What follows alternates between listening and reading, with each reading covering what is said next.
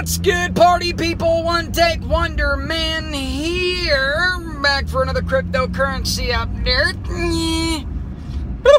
Alright guys, been a couple days, you know, had a good Father's Day weekend, so kind of put the phone down for videos as far as that's concerned for the weekend, you know, to enjoy the family time and all that good jazz. So, Bitcoin, $2,600. Ethereum is about 360 roughly, you know, same with Bitcoin, roughly 26.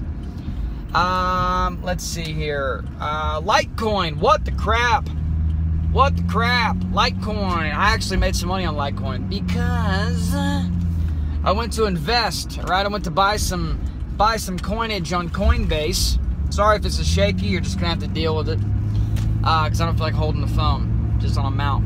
So I went to buy some crypto on Coinbase, right? And I knew the last time that I bought Ethereum and tried to send it to the exchange, it never showed up in the exchange. And I was like, man, so I'm out that money. I still haven't got it yet. And I know it's on the blockchain somewhere, so I mean, maybe eventually it'll come my way. I don't know. Bitcoin is like high prices on the fees. I'm not trying to buy a whole Bitcoin. It was just like a little bit of money, so I figured rather than spending all that extra money on fees and whatnot, and it taking, you know, 12 days to transfer over to the exchange, that I would skip both Bitcoin and Ethereum and buy some Litecoin, right? So I bought some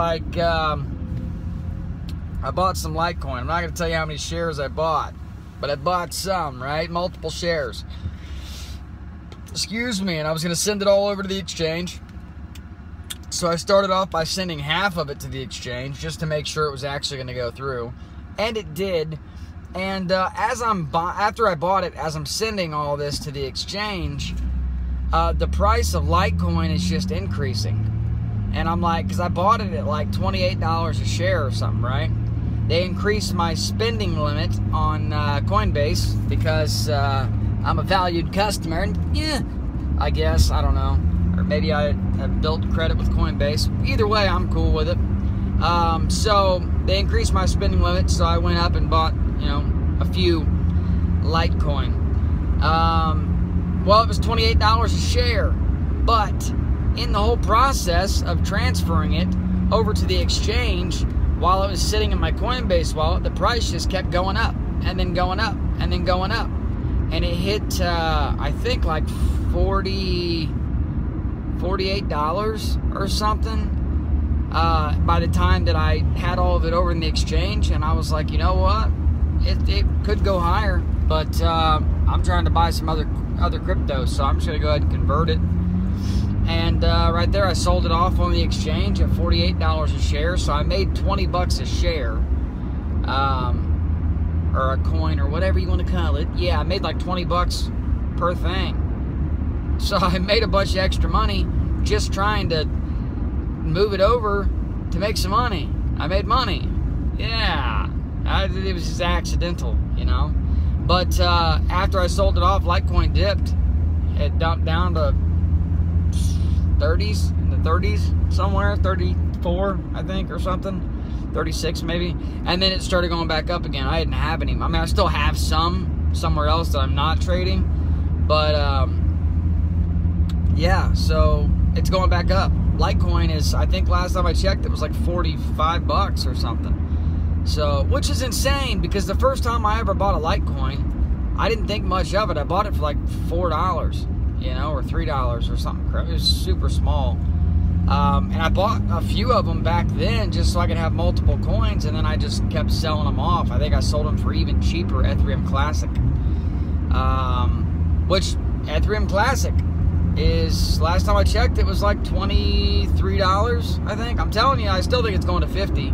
I don't think it's a far stretch of the imagination at all, considering Ethereum Core is up at, you know, 360 bucks, and it was up at like 400. You know, I don't see any problem with Ethereum Classic going to 50 bucks. Honestly, I think it's going to go much higher than that. I'm just saying it's going to hit 50 by August.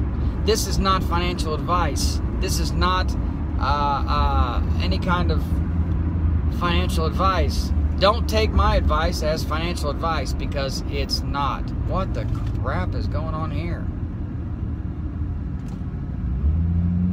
Apparently I'm going over a bridge.